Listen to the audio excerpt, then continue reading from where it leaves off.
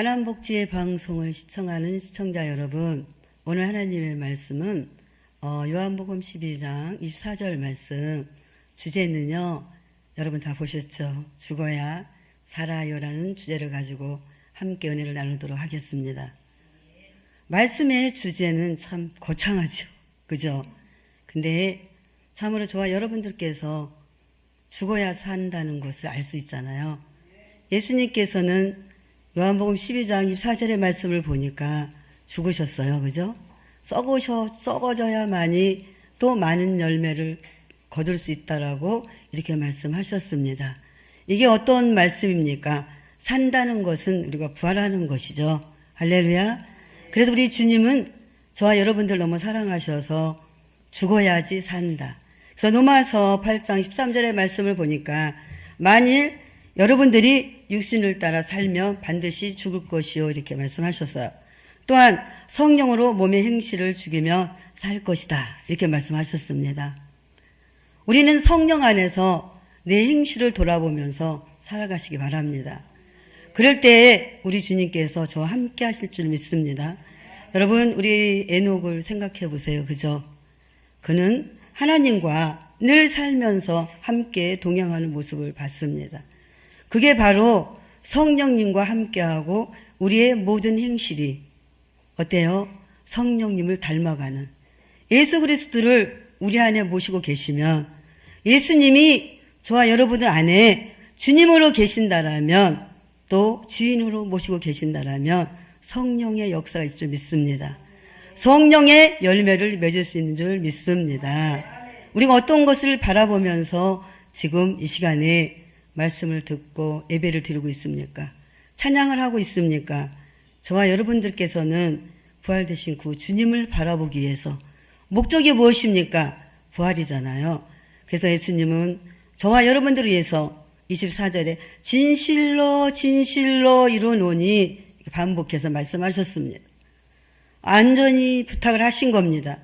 그렇다면 그분을 닮기 위해서는 제가 잠깐 저의 이제 얘기를 좀 간증을 하려고 하는데요.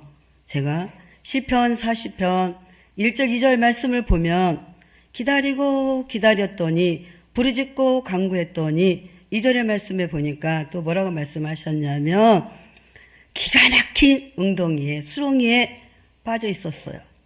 빠져 있었을 때 저를 예수님께서 부르짖고 간구하니까 끌어올리셔서 견고하게 세우시기 위해서 이 어떤 말씀, 엄청난 고난을 주셨다는 거죠.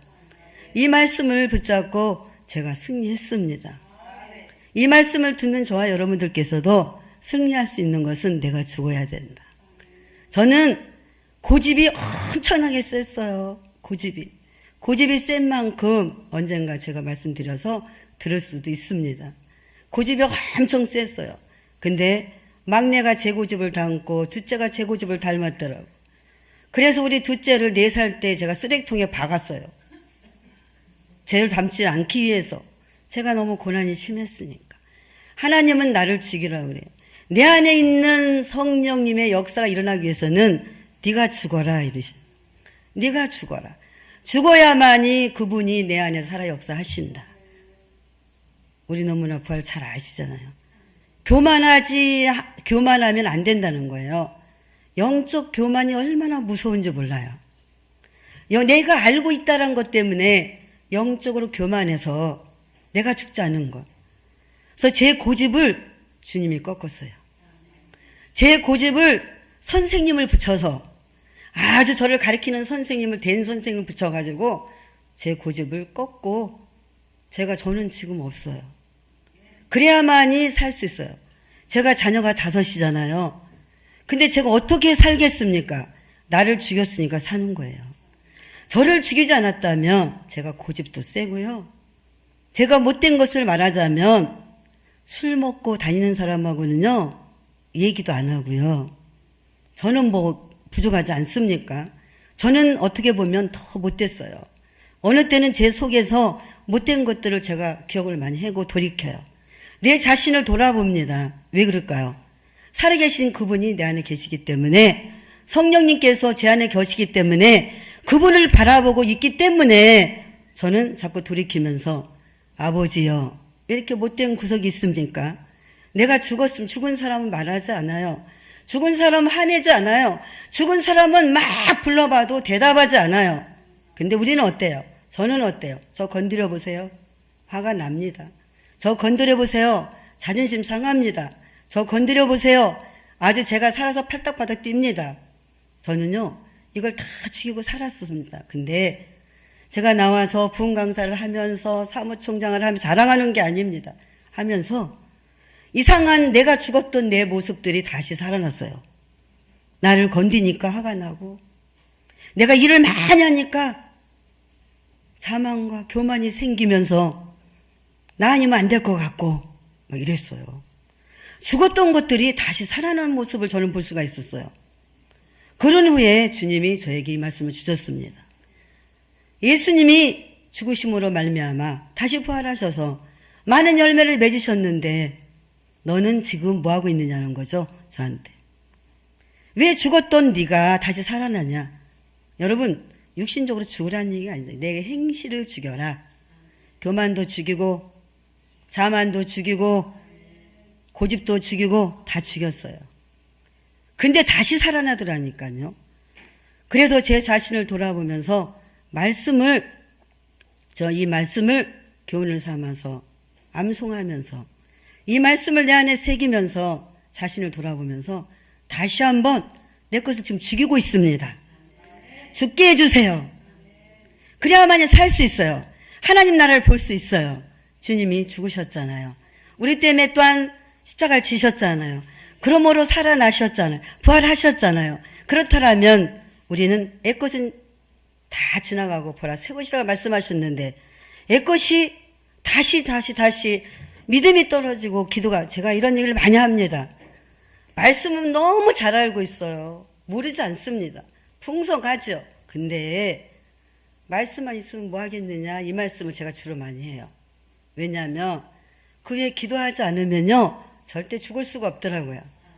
정말 기도해야 돼요. 기도해야만이 내가 죽을 수 있고 내 안에 성령님께서 이끌고 갈 수 있는 거예요. 성령님이 내 목까지 차셔야 돼요. 그래야 툭 건드려도 화가 나는 게 아니고요, 툭 건드리면 부정적인 게 아니고요, 긍정적인 생각이 든다, 이 말씀이죠. 그래서 제가 그랬어요. 어제 우리 딸한테 너 네 고집은 나 닮았는데 예수 안에서 꺾였어요. 막내가 그 고집이 제가 건들질 않았어요. 하도 고집이 세서. 근데요 고집이 다 어느새 없어졌더라고요. 말씀을 훈련하고 있으니까 없어졌더라고요. 한나라고 이름을 줬는데 기도했더니 없어졌더라고요. 둘째는 그냥 제가 믿음이 적어서 4살 때 그냥 옛날에 그 쓰레기통 있잖아요. 그죠? 그 세면으로 만든 쓰레기통. 거기다 거꾸로 쳐박았었어요. 지금도 그 얘기를 애가 해요. 제가 아이들이 그렇게 했어요. 엄청나게 무섭게 했습니다. 신앙도 마찬가지입니다. 아파서 죽어도 넌 교회 와서 죽어라. 뭐 이랬어요.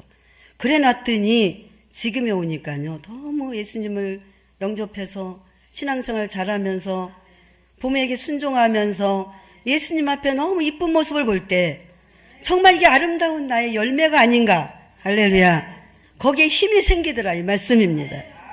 여러분 우리가 죽읍시다. 할렐루야. 죽어야지 사니까. 너무너무 잘 아는 말씀이지만 저는 밤새 우리 둘째 딸이 그래요. 나 나올라 그러는데 엄마는 왜 이렇게 잠을 안 자요, 이래. 자기가 잠을 하나도 못 잤대, 옆에서. 근데요 말씀을 주제를 너무 고민하느라고 죽어야지 했는데 너무 강해서 나는 그렇게 살고 있나요? 안 그래요. 이 말씀을 어떻게 주제를 붙여서 해야 되나. 주님이 주신 거는 죽어라 이렇게 주셨어요. 죽어라, 할렐루야, 이렇게 주셨다니까요. 죽어야만이 산다. 네가 살고자 하면 죽는다고 했잖아요. 죽고자 하면 산다고 했잖아요. 그래서 죽으래요. 그런데 두 번째로는 어떤 생각이 들어갔냐? 제 생각이 들어갔어요. 여러분들의 눈치가 보이고 방송하는 모든 분들에게 눈치가 보이는 거예요.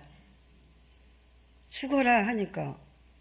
그래서 하나님 그러면 그 옆에다 살아요라고 넣을까요? 이렇게 여쭸어요. 좋아 이러시더라고, 내 마음에서. 뭐 음성을 듣습니까? 그냥 주님이 평강을 주시면서 그래서 밤새 눈을 떴다 감았다. 우리 대표 목사님이 카톡에 제목 달라 그러시나? 그러고 이제 제가 먼저 보내고 싶었지만요. 저는 이제 기다리느라고. 혹시라도 나보다 다른 사람이 이곳에 쓸 수 있는 분이 있으면 바꿔줄 수도 있잖아요. 그래서 그냥 제 마음은 그런 양보하는 마음으로 기다리느라고. 그리고 잠을 못 잤습니다. 여러분, 우린 정말 주님 닮께서는 내가 가지고 있는 게 무엇입니까? 바울은요, 얼마나 잘났어요? 그분이 부족합니까? 아니에요. 예수님을 위해서, 그죠? 할렐루야? 예수님을 위해서, 그분을 위해서, 복음을 위해서 죽었어요. 할렐루야? 난 늘 죽는다고 말씀하고 다 배순물 여겼잖아요. 제가 가지고 있는 게 무엇입니까? 배순물로 여기시기 바랍니다. 난 고집도 꺾고, 제가 특히 말하자면 제 고집이었어요. 제 생각에 옳지 않은 것은, 또한 제가 잘못 없는데 잘못했다고 빨리 용서를 빌으라는 것은 제 자존심이 허락지를 않았었는데, 주님을 영접하고 고난받으면서 시편 40편 말씀 제가 말씀드려, 기가 막히는 그 웅덩이에서, 그 수렁에서, 그 고난 중에서 저를 끌어올리신 예수님을 생각하면서 제가 고집도 버리고, 성질은 그렇게 없었던 것 같아요. 제 엄마를 닮아가지고. 우리 아버지는 성질이 고약한데요. 제가 그래도 차분한 모습이 엄마를 닮았더라고. 그래서 성질은 팍 안 부려도 고집통머리가 세니까 많이 옆에 사람을 힘들게 했습니다. 내가 잘못해서 전 고난받은 게 참 많이 있더라고요. 전에는 나쁘다고 막 욕했거든요. 어떤 분이 기도하면서 선생님이라고 부르래요. 그러면 속이 시원할 거라고. 그러면서도 저는 그냥 미워하고 용서하지 못한 부분들이 너무 많이 있었거든요.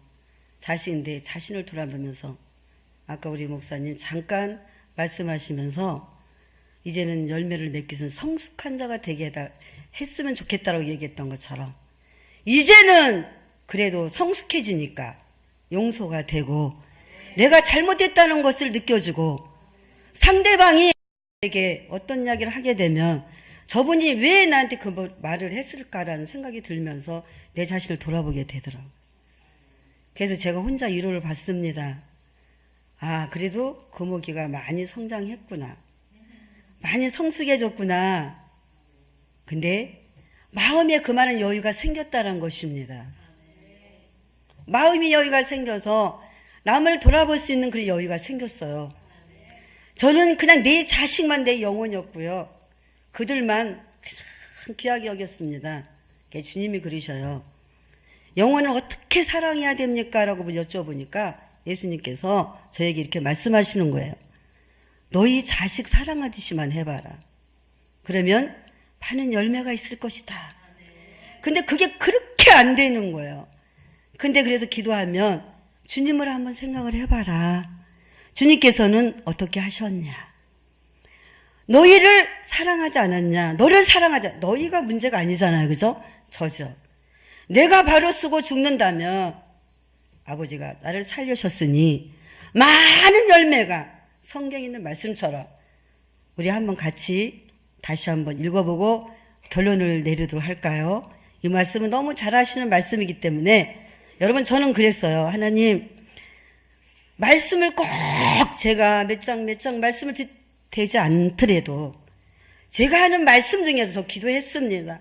이 말씀 중에서 한마디라도 이 가나안 목재방송 시청한 여러분들과 저와 여러분들께서 한 말씀이라도 내 안에 새긴다면 그 영혼 살아난다. 제가 뭐 아부하고 그런 게 아니라 전에 대표 목사님께서 칼럼할 때 저에게 참 힘들 때인데 위로를 많이 주셨어요. 그런데 제가 위로가 생기더라고. 저는 정말 방송에서 이런 얘기 하면 안 되는데 말씀이 없다라는 소리들을 옆에서 주변에 많이 하잖아요. 그래서 저는 말씀을 자꾸 갖다 들여대는 것만 최고인 줄 알았어요. 제 스타일은 그게 아니었었거든요. 그러다 보니까 제가 말씀 구절을 찾아서 어렵게 하다 보니까 참 힘들었습니다.